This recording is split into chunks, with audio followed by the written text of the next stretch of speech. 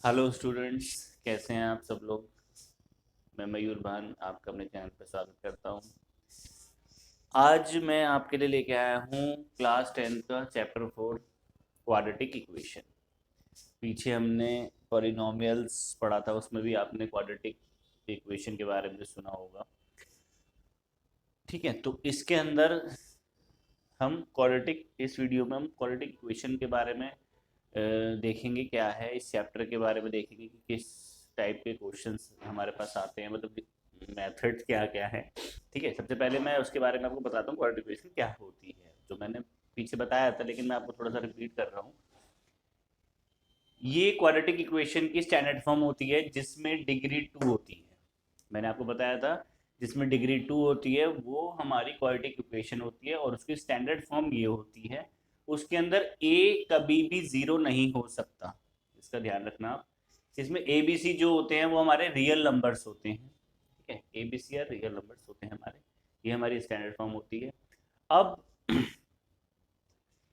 कोई एक root zero if real number alpha is said to be a root. देखो, मैंने इसमें आपको x इक्वल टू एल्फा जो है ये इस इक्वेशन का वो है, क्या बोलते हैं, एक तरह से सोल्यूशन है। तो उसे हम जीरो भी बोल सकते हैं, उसे हम रूट भी बोल सकते हैं, उसे हम वैल्यू भी बोल सकते हैं, वैल्यू ऑफ x भी बोल सकते हैं। तो इनमें से तीनों में से कुछ भी आप बोल सकते हो।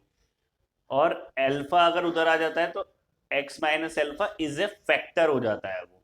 ठीक है, वो फैक्टर हो जाता है, एक बार ध्यान रखना जरूर।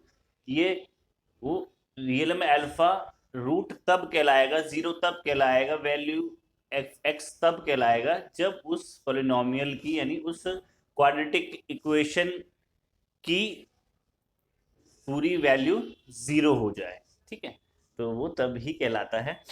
अब आता है, ठीक है, एक चीज देखिए कि A X square plus B X plus C ये है। मैंने आपको बताया था अभी पीछे पॉलिनोमियल में कि अ, एक इसको सॉल्व करने का होता है मिडिल टर्म स्प्लिटिंग वाला मेथड, और एक होता है क्वाड्रेटिक फॉर्मूला।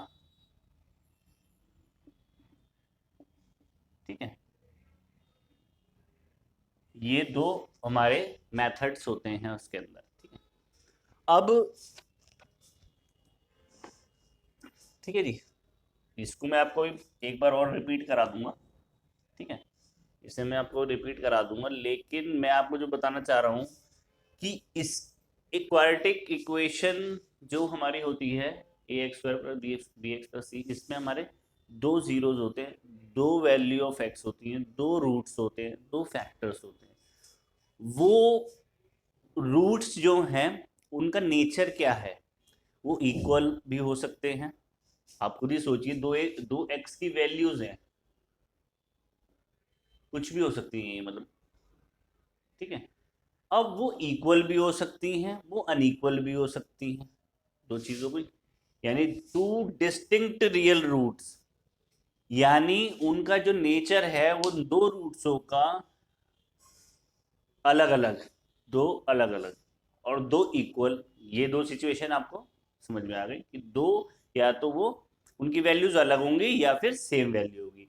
अब एक और उसके अंदर सिचुएशन है कि वो रियल रूट्स ही ना हो, रियल नंबर्स ही ना हो, उसकी वैल्यू के अंदर वो रियल नंबर्स ही ना हो, तो उसको हम क्या बोलते हैं, नो रियल रूट्स।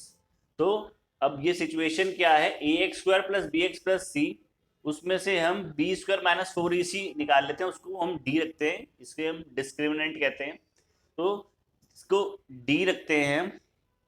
ठीक है, डी की वैल्यू होती है ये पूरी की पूरी, ये वैल्यू हम निकालेंगे। डी अगर ग्रेटर देन जीरो होता है तो टू डिस्टिंक्ट रियल रूट्स होते हैं, डी अगर जीरो होता है तो टू इक्वल रूट्स होते हैं। और x is not a real number, वो कब होगा, जब डी लेस देन जीरो होगा, यानी डी नेगेटिव में जब आ जाएगा तो वो नो रियल रूट्स होगा। तो ये भी क्वेश्चंस आपके पास आ जाता है कि नेचर ऑफ रूट बताओ इस क्वाड्रेटिक इक्वेशन का। ठीक है, और क्या बोलते हैं, वो रूट्स को सॉल्व करो, उसको सॉल्व हम इस तरीके से करेंगे। ठीक है, इसको आप नोट कर लीजिए वीडियो को पॉज करके। फिर मैं आपको इसको एक बार और रिपीट कराता हूँ।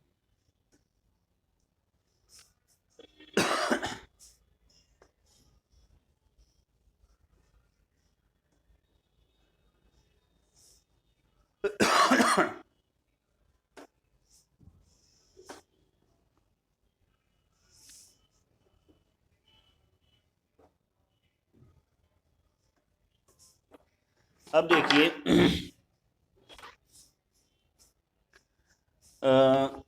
कोई भी हम इक्वेशन ले लेते हैं, जैसे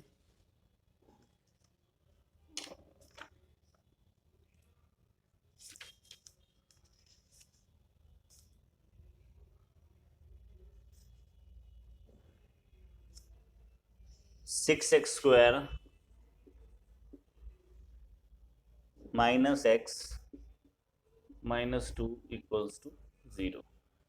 ठीक है, ये है हमारे पास। अब वही चीज हम करेंगे।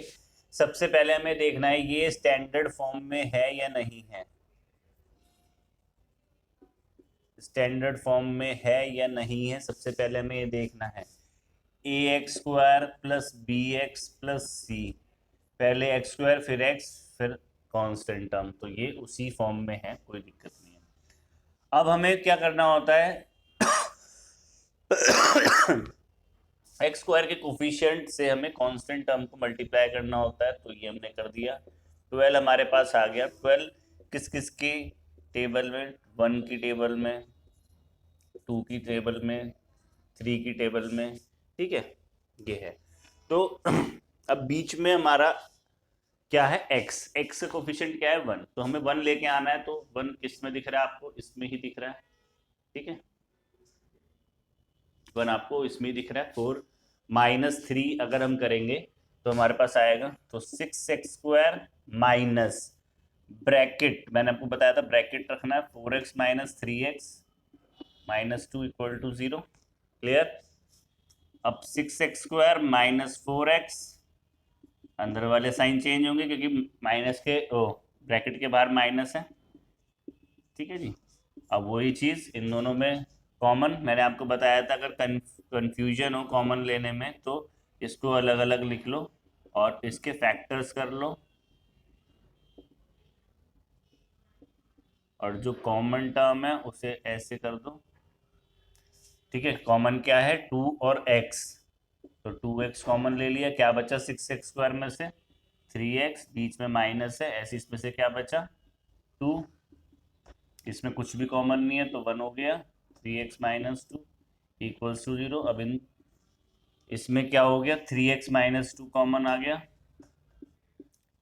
2x प्लस 1, तो ये हमारे इसके फैक्टर्स हो गए। अगर इसके आपको रूट्स निकालने हैं तो इसको 0 रख दो, एक बार इसे 0 एक बार इसे 0, तो x की वैल्यू यहाँ पर हो गई 2/3 और x की वैल्यू इसमें क्या हो गई -1/2।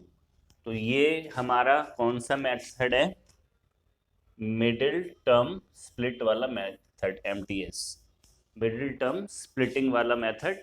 ये हमारे पास इसका सॉल्यूशन हमने करा है इस तरीके से। ठीक है, तो इसे नोट कर लीजिए आप। उसके बाद मैं आपको क्वाड्रेटिक फॉर्मूला बताता हूँ।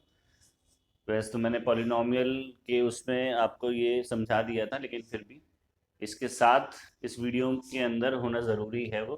ठीक है, इसके बाद अगर आपको क्वाड्रेटिक फॉर्मूला देखना है तो x square plus 5x plus 6 equals to 0, x equal to minus b square minus 4ac upon 2a। इसके अंदर आप इसको पुट कर दीजिए, आपकी वैल्यूज आ जाएंगी। X equal to minus b plus b square minus 4ac, ये हमारा 1, सी हमारा 6 अपॉन 2a, तो ये वैल्यूज आपकी आ जाएंगी। ठीक है, ये सब हमारा इसके अंदर था। अब ये वीडियो आपको अगर पसंद आई हो तो चैनल को सब्सक्राइब और वीडियो को लाइक ज़रूर करिएगा। Thank you.